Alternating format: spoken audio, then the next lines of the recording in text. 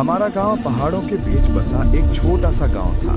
शहर जाने के लिए एक ही सड़क थी, काला पहाड़ वाली सड़क। लोग उसे भूतिया सड़क के नाम से भी बुलाते थे।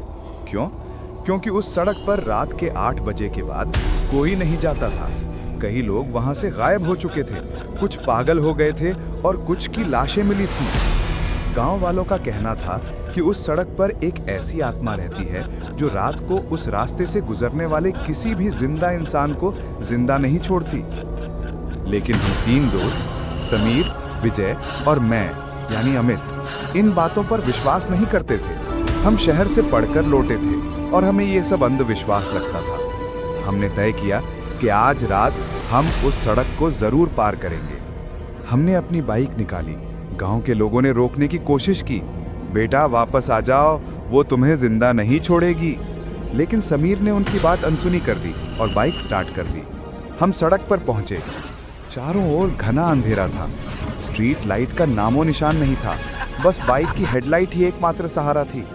हवा में एक अजीब सी ठंडक थी, जैसे किसी कब्रिस्तान की ठंडक। अचानक बाइक की लाइट फ्लिकर करने लगी। विजय बोला, कोई बात नहीं, शायद वोल्टेज की दिक्कत है। पर हम सबके दिल की धड़कनें तेज हो चुकी थी। बाइक अचानक रुक गई। कई कोशिशों के बावजूद स्टार्ट नहीं हुई।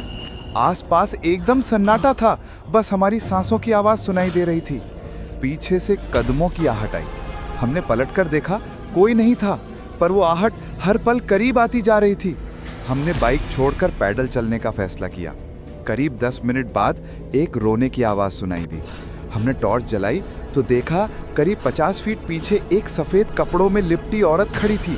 उसका चेहरा दिखाई नहीं दे रहा था। हम भागने लगे, लेकिन वो औरत हमेशा 50 फीट पीछे ही रहती थी, चाहे हम कितनी भी तेज दौड़ते। हम थक गए और रुक गए। समीर बोला, ये सब हमारे दिमाग का वहम है। तभी अचानक वो औरत हमारे सामने आ गई। उसका कोई चेहरा नहीं था, बस एक काली खाली जगह। वो बोली, उसकी आवाज कांपती और ठंडी थी, तुमने मेरे आराम में खलल डाली है, अब तुम्हें भी यहीं रहना होगा। हम जान बचाकर भागे, पता नहीं कैसे, पर किसी तरह गांव पहुंच गए। गांव वाले हमें देखकर हैरान रह गए। तुम जिंदा हो? कैसे? हमने सारी बात बताई।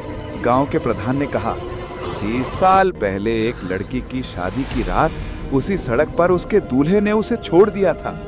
वो वहीं मर गई। अब वो हर उस इंसान से बदला लेती है जो रात को उसकी सड़क पर जाता है।